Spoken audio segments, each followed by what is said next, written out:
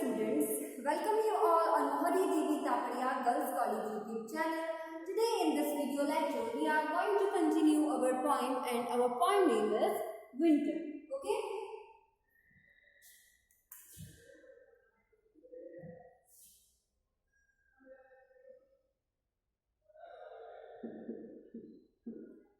Which is written by the famous poet James Thomson. जो James Thomson है वो famous 18th century poet है. ये हमने बात पहले ही डिस्कस करी है.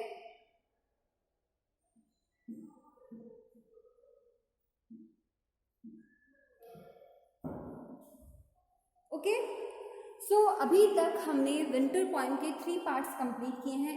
विंटर जो पोएम है उसके ऊपर मैंने अलग से एक पूरा मतलब उसमें पोएम को इंक्लूड किया हुआ है. ऐसा वीडियो भी मैंने बनाया है इससे पहले. इस बार मैंने इसको सेक्शंस में डिवाइड किया है क्योंकि वो वीडियो काफ़ी लंबा हो जाता है, फिर हम देख नहीं पाते इतना लंबा वीडियो उतने इंटरेस्ट के साथ. तो मैंने इसको पार्ट्स में डिवाइड किया है. बाकी इतनी भी ज़्यादा पोएम बड़ी नहीं है कि हम इसे पार्ट में पढ़ें. तो अगर आपको ये पार्ट में समझ में नहीं आता है तो आप उस वीडियो को देख के भी विंटर को समझ सकते हैं. ठीक है, मैंने वो जो वीडियो है उसका लिंक आपको आज व्हाट्सएप ग्रुप में सेंड कर दिया है. तो स्टूडेंट्स, ये जो अपनी पॉइंट जो आज हम पढ़ रहे हैं ये 4th पार्ट है इसका. ओके,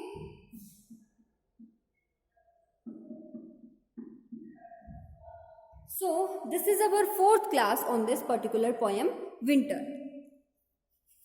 अभी तक हमने पढ़ा कि सर्दी का मौसम भयंकर क्रोध के साथ आता है, सब कुछ जम जाता है, बहुत सुनसान जो रात यहाँ पे बताई गई है कवि के द्वारा. टॉमसन बता रहे हैं कि उस दौरान जो नाइट है वो बहुत ज़्यादा सुनसान है, बर्फीली हवाएं बह रही हैं, पूरा चांद पूर्णिमा का निकला हुआ है, तारे टिमटिमाते हुए नज़र आ रहे हैं आसमान में.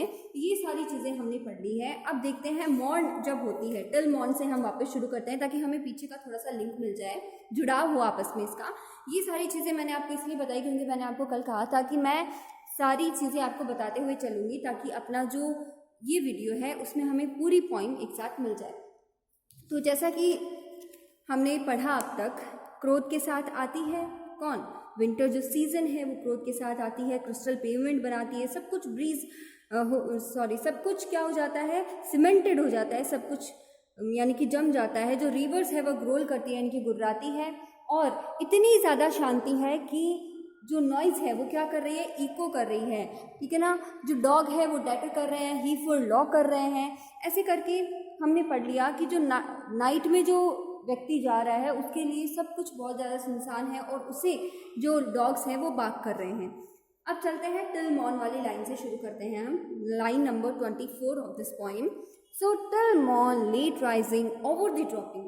टिल मॉर्न मतलब अब जब सुबह हो गई है, तो ड्रॉपिंग वर्ड यहाँ पे कहा है लोगों की जो आवाजाही हो रही है, यानी सुबह उठते ही लोग अपने अपने घरों से बाहर निकलने लग जाते हैं ना, तो सभी लोग जो है वो उठ गए हैं. लेट राइजिंग मतलब वही सर्दी का मौसम है तो एकदम से आलस वाला है. हम भी सर्दियों में लेट उठते हैं ना, लगभग 10 बज जाते हैं हमें, 9-10 बज जाते हैं उठते उठते. इतनी अच्छी सी नींद आती है ना, उठने का मन ही नहीं करता. होता है ना हमारे साथ भी ऐसा. तो वही हमें बात पॉइंट यहाँ पे बता रहे हैं कि late rising over the dropping word, कि हम क्या करते हैं, लेट उठते हैं. तो वो लेट राइजिंग जो वर्ड है उसकी बात कर रहे हैं यहाँ पे पॉइंट कि लोग लेट उठे हैं. लिफ्ट्स हर पेल आई अनजॉयस, और क्या कर रहे हैं, लिफ्ट कर रहे हैं, मीन्स यहाँ पे मल रहे हैं, आंखों को रगड़ रहे हैं. कौन सी आंखों को? पेल आइज, अपनी पीली पड़ी हुई. अनजॉयस यानी आलस के साथ जब उठते हैं, हम उठने का मन नहीं होता तो हम इतने खुश नहीं होते कि भाई नींद पूरी नहीं हो पाई, इतना मज़ा नहीं आया सो के. तो ऐसे ही जो वो लोग हैं वो सोच रहे हैं और वो ऐसे ही उठे हैं. ऐसी हमें इमेज जो लोगों की है वो अपने सामने रखनी है. Then appears the warriors labor of silent night. और बहुत सारे हमें वॉरियर्स यानी बहुत सारे हमें लेबर्स दिखाई देते हैं. किसकी? उस साइलेंट नाइट के. अब देखिए कौन कौन से लेबर्स यहाँ पे हमें टॉमसन बता रहे हैं कि कौन कौन से लेबर किए होंगे, काम किए होंगे, श्रम किए होंगे. किसने? इस साइलेंट नाइट ने. Prawn from dripping cave and dumb casket whose idle torrents only seems to roar. यहाँ पे पॉइंट बोल रहे हैं कि प्रॉन फ्रॉम द ड्रिपिंग केव. केव घरों को बोल रहे हैं, मैं आपको एक स्ट्रक्चर बना के बताती हूँ बोर्ड पे, इससे आपको अच्छे से समझ में आ जाएगा कि घरों पर से जब पानी टपकता है या उसकी बूंदें टपकती है, फिर वो जब बर्फीली हवाएं आती है तो वो क्या हो जाती है, जो बूंद टपकती हुई वो कहाँ वहीं फ्रीज हो जाती है, जम जाती है। तो उसे यहाँ पे पोइट ने ड्रिपिंग केव बोला है, यानी जो वो ड्रिप गिर रही थी, जो बूंद गिर रही थी वो वहीं जम चुकी है। देखिए मैं आपको बना के बताती हूँ।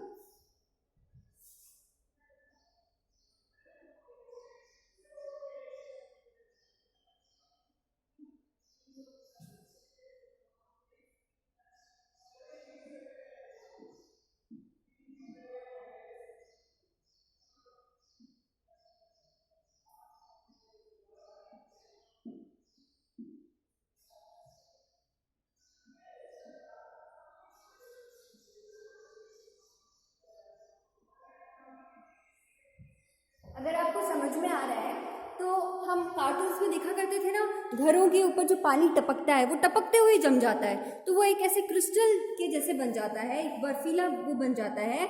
तो उसमें उसे ड्रिपिंग केव यहाँ पे हमें टॉमसन बता रहे हैं। एंड डम कास्केट, डम कास्केट इसलिए बोला है कि जो झरने और नदियाँ हैं ना वो भी क्या हो चुके हैं, पूरी तरह से जम चुके हैं उन बर्फीली हवाओं के कारण। whose idle torrents only seems to roar, जो बस कैसे प्रतीत हो रहे हैं, बस रोर करते हुए, यानी दहाड़ते हुए इन द सेंस कि वो क्या ग्रोल करते हुए, गुर्राते हुए हमें नजर आ रही है। नदियां जो नीचे तो पानी कलकल छल छल बह रहा है, वो बोल रहा है कि मैं बाहर आऊंगा, तो वो ऐसे ही गुर्रा रहा है पानी। Seems to roar the pendent icicle, और पेंडेंट आइसिसल जो मैंने अभी आपको बताई है उसे ही बताया गया है। इन्हें क्या बोलते हैं, हिमवर्तिकाएं बोलते हैं, ठीक है ना। जो हिमवर्तिका है वो जम चुकी है।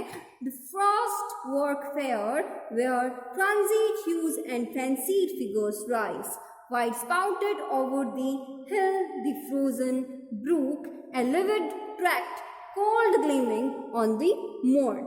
The forest bent beneath the plumpy wave, and by the frost refined the whiter snow. यहाँ पे हमें टॉमसन बोल रहे हैं कि द पेडेंट आइसिस है, यानी हिमवर्तिकाएं जो है वो जम चुकी है। फ्रॉस्ट वर्क फेयर, यानी जो भी इस नाइट में लेबर हुआ था वो हमें टॉमसन दिखा रहे हैं कि ये लेबर हुआ है, और उस दौरान जो ट्रांजिट ह्यूज है और फैंसी फिगर्स है वो राइज हुए। यानी हम ऐसी कल्पना भी नहीं कर सकते, वैसे तो हमें फिगर्स देखने को मिल रहे हैं, फिगर्स इन द सेंस कि सब कुछ जम चुका है, तो नई नई हमें आकृतियां देखने को मिल रही है। इस सुबह में सब कुछ फ्रोज होता हुआ हमें दिखाई दे रहा है अपने सामने। Wide spouted over the hill the frozen brook, जो झरने हैं वो जम चुके हैं। A livid tract cold gleaming on the morn. The forest bent, और जो जंगल है उसमें भी स्नो के कारण बहुत ज़्यादा जो रास्ता है जंगल का वो बहुत ज़्यादा जटिल हो गया है, बहुत ज़्यादा कठिन हो गया है। और हर जगह क्या है, द वाइटर स्नो, हर जगह वो जो वाइट स्नो है ना, जो सफ़ेद बर्फ है वो दिखाई दे रही है या वो फैली हुई है।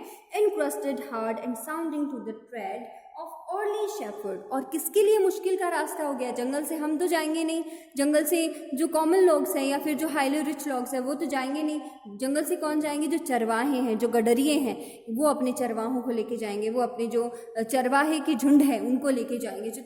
तो यहाँ पे पोएट टॉमसन बोल रहे हैं कि शेफर्ड्स के लिए, यानी कि गडरियों के लिए वो जो रास्ता है वो क्या हो गया है, हार्ड बन गया है, मुश्किल हो गया है। And he pensive seeks his pining flock, or from the mountain top pleased with the slippery surface swift descents. यहाँ पे बोल रहे हैं टॉमसन कि as he pensive seeks his pining flock, यानी कि उनके लिए तो कौन सा रास्ता सही रहेगा, उनके लिए तो कौन सा रास्ता आसान होगा, फ्रॉम द माउंटेन टॉप, जो माउंटेन टॉप से होगा। क्यों, क्योंकि हिल्स पे जब बर्फ जम जाती है, देखिए आप ये हिल्स हैं,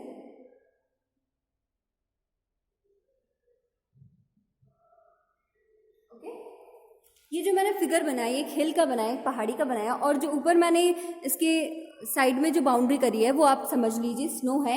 तो इस तरह से जब स्नो हिल के ऊपर आ जाती है, तो वो जो कंटीले पत्थर या फिर कंटीली झाड़ियाँ जो है उसके ऊपर जब स्नो ढक जाती है तो पहाड़ क्या हो जाते हैं, चढ़ने आसान हो जाते हैं ना।